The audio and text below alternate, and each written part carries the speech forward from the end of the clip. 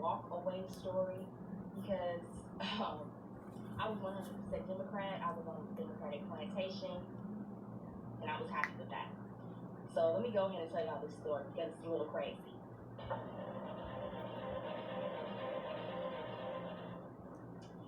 Hello to everybody who watches this. What's good? My name is Zakia Cooper, and I am a 23-year-old Christian conservative from Chicago. Shout out. Salute my fellow Shy native. Because shout out to the Shy. I was 100% Democrat. I was on the Democratic plantation, and I was happy with that.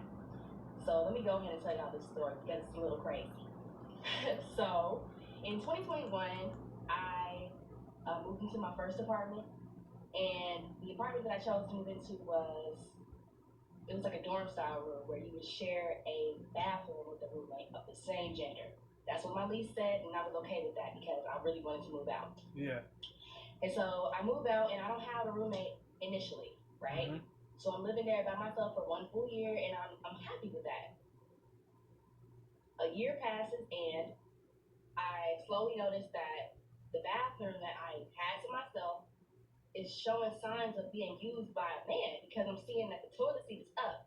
And so I'm like, okay, I didn't know I had a roommate, Strange. but I just assumed that I had a roommate that was a girl because that's what they told me. Yeah. I had a female roommate, and she had a boy or something over there who's using the bathroom. So I'm like, whatever. He's dirty because he's not flushing the toilet and he's leaving the seat up all the time, but whatever. Crazy. This is what happens when you move in a conjoined situation. So I was satisfied, I guess. But I slowly realized that it was a man in my room, y'all. Wow. A man. That's crazy. A trans woman. That's and I realized that because I see the person. Undoubtedly wild. That is in my room. Indubitably wild. I came out one day and I happened to see him. We came out at the same time, and I'm like, that's a man. Wow. It was a man. It was a man. They moved a man in my room. And that's so crazy, I stopped paying rent in that building because I'm like, how are y'all gonna move a man in my room?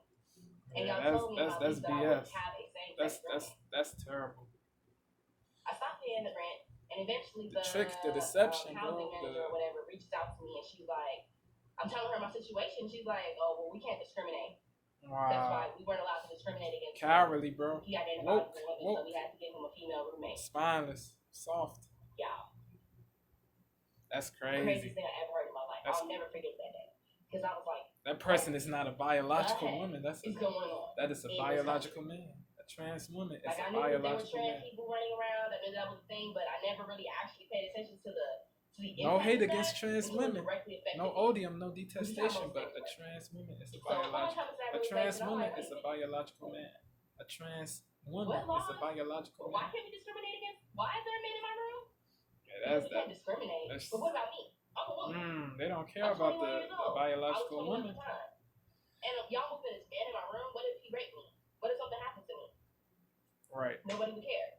Crazy. So it's sad, man. After this experience, I became extremely interested in these so-called discrimination laws or whatever this person was speaking on, and I done fell down the conservative rabbit hole from that point forward.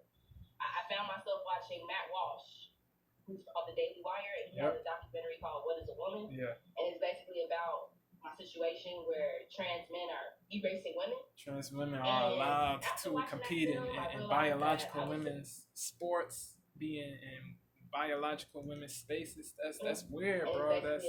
They should not be in biological women's spaces.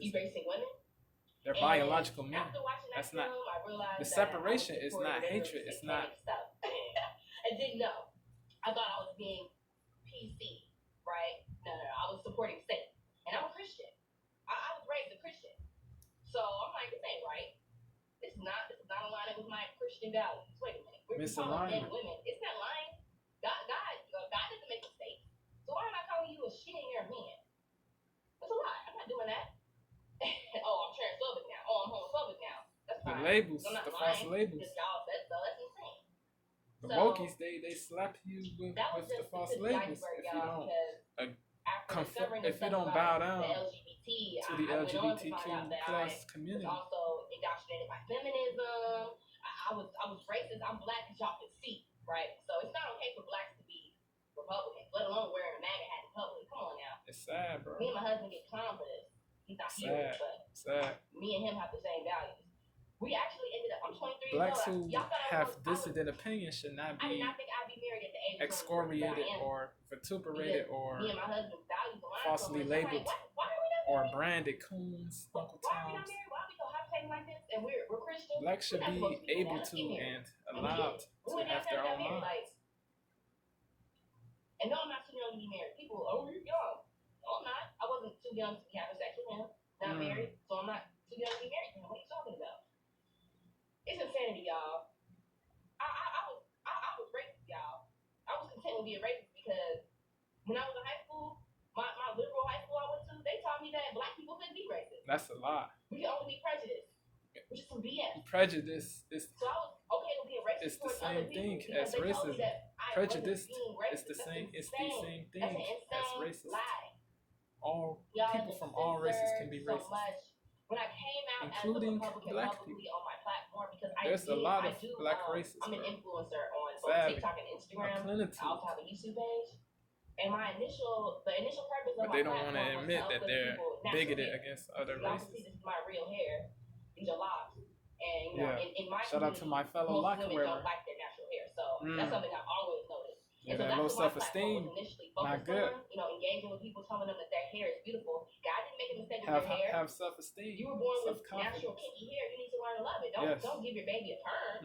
Don't destroy your hair. That's so big. Bad and products. I totally realized that detrimental, deleterious. There are deeper issues in our community. Yes, the hair is also an issue, and I'm always going to talk about it, but black people are racist. And I realized this because a myth, mendacity. This is how I made my social transition, right? And I realized this. There are deeper issues in our community. Yes, the hair is also an issue, and I'm always going to talk about it, but black people are racist. And I realized this because this is how I meant to say social transition. Certain black people are racist. That's true. That's what I meant to say. I meant to say that we're definitely conservative based. So I posted a video on my TikTok. Blacks who have dissident opinions that are not hateful are not racist. It's considered cultural appropriation for a non-black person to wear like box braids or dread locks like mine, or basically any other black hairstyle. If a white person wears it, then they're gonna get bullied and attacked. Sad, and so I think that's very wrong. Terrible. That's very racist. Terrible. And so I spoke out against it publicly. I'm like, you know, y'all are racist.